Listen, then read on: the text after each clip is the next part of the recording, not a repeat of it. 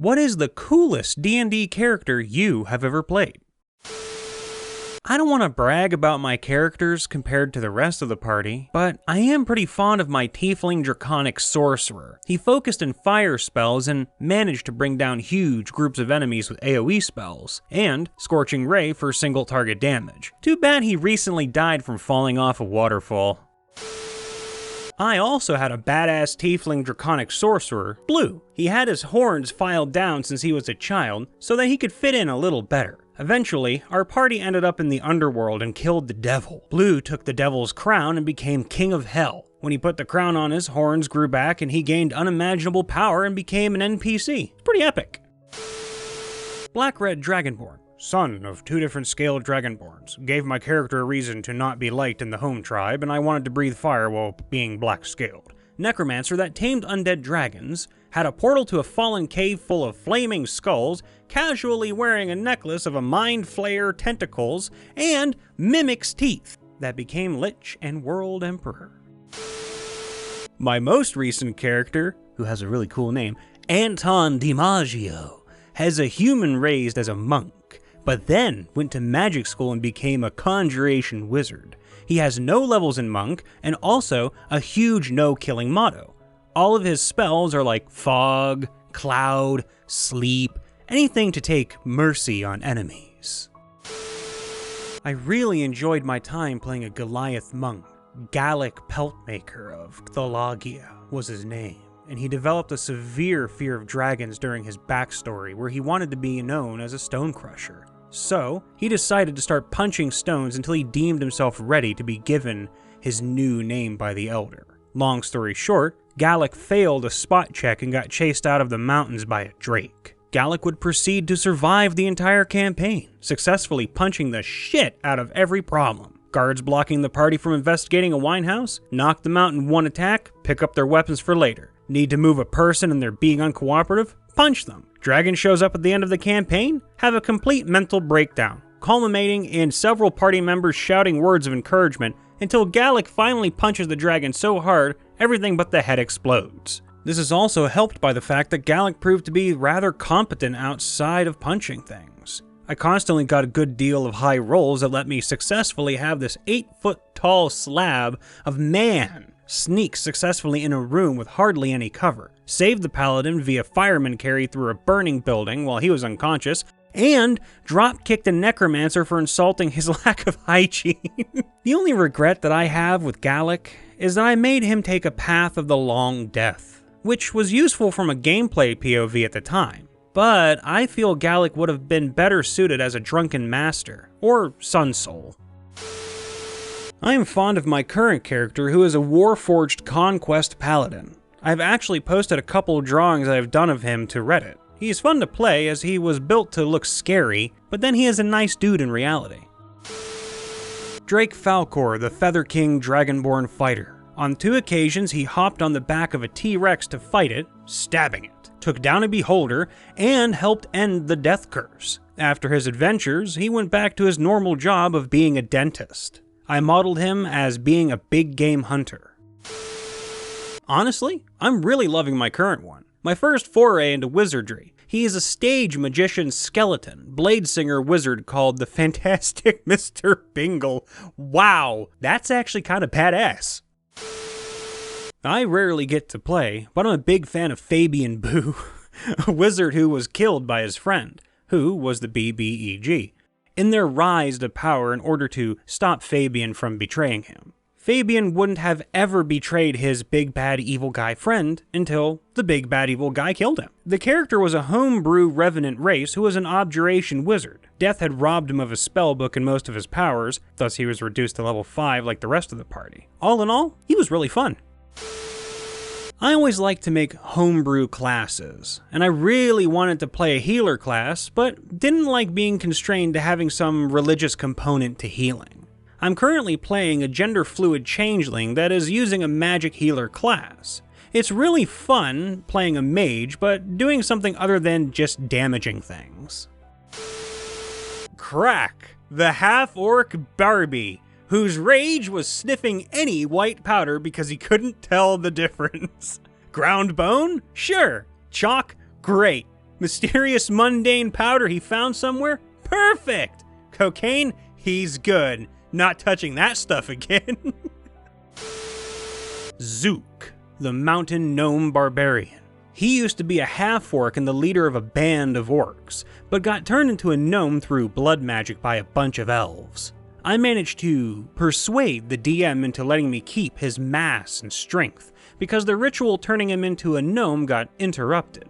He was 4 feet tall and weighed 248 pounds. The catch was the longer he stayed as a gnome, the more and more gnomish he became.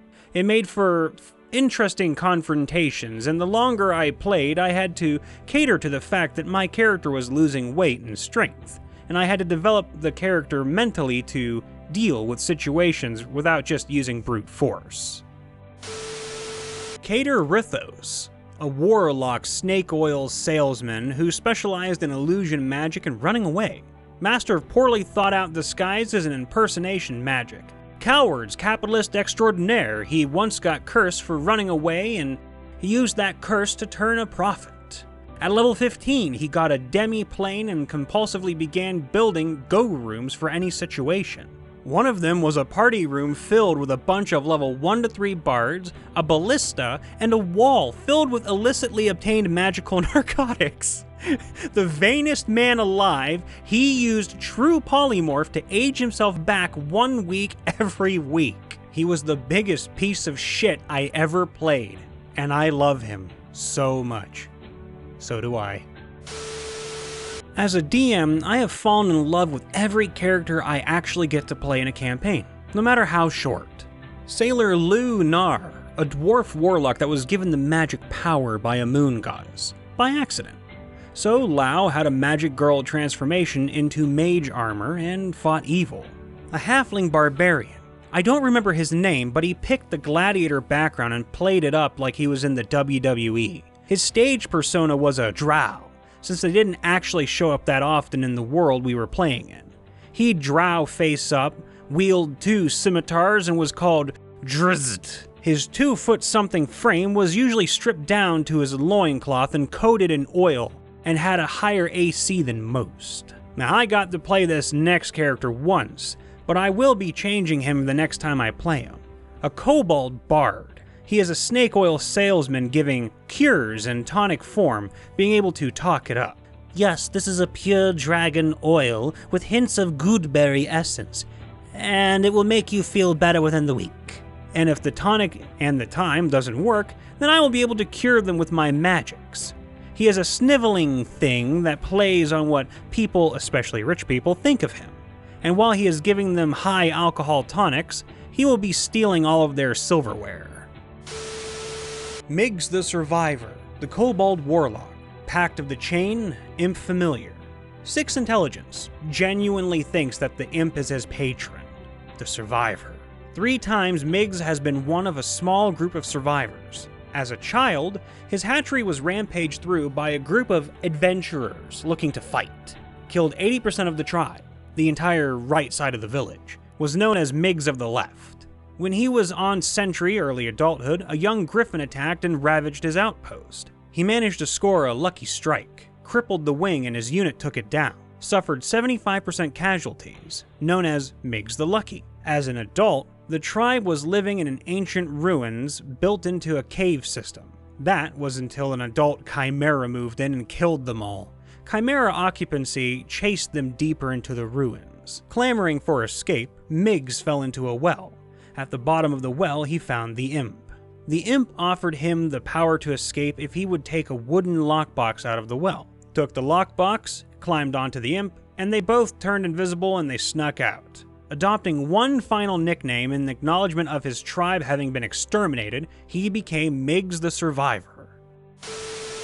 Lawson Fairbanks, half-elf paladin, Oath of Ancients. Had a happy childhood and loved nature. Went to school to learn the art of being a good paladin, and then took his oath. Immediately afterward, he married his first love, and they were pregnant within the year. All was wonderful until he was asked to go to a neighboring region to aid in research. Seems the climate was having a dramatic change for no reason. Fairbanks wanted to wait until his child was born, but his wife told him to go and hurry back. So Fairbanks went. He arrived in Winter's Edge and met with the scholars, clerics, and paladins to discuss the problem. As they debated, word came of a terrible calamity back home. A planar barrier sprang into being, cutting off any further word, leaving them to assume the very worst. Now, 50 years later, Fairbanks runs his own adventuring company. He lost an eye and more people than he cares to count, but his work is making a difference in his new home. At night, he lays awake trying to remember his wife's face and wondering what their child might have looked like had she survived. It's not the life he expected, and some days he questions his loyalty to his oath. But every morning he dons his armor and heads out into the world, because that's what she would have wanted him to do. It's gotta be the mighty Troot. Troot was a simple goblin who managed to impress the Raven Queen with his knack for surviving, prompting her to offer him magic in exchange for a life of service. Troot was the brains and the diplomacy of the operation, and wouldn't fight until he exhausted all other options. One time he even sweet-talked a door into opening. The end goal of our quest was to defeat the sea god who'd turned and was drowning the world, and after the party brought him down, Troot sacrificed himself to wield the trident and to take the sea god's place, trapping himself in the maze on the sea floor forever and allowing his party members to escape. My DM, who likes to tie all of her campaigns together in the same world and timeline, later told me that Troot was added to that world's pantheon as the new sea god, and that he even got some clerics and paladins down the line, which was cool to hear. Hey, thank you for watching. If you like or hate what we're doing, or you have a story you want to share with us, please let us know with your comments.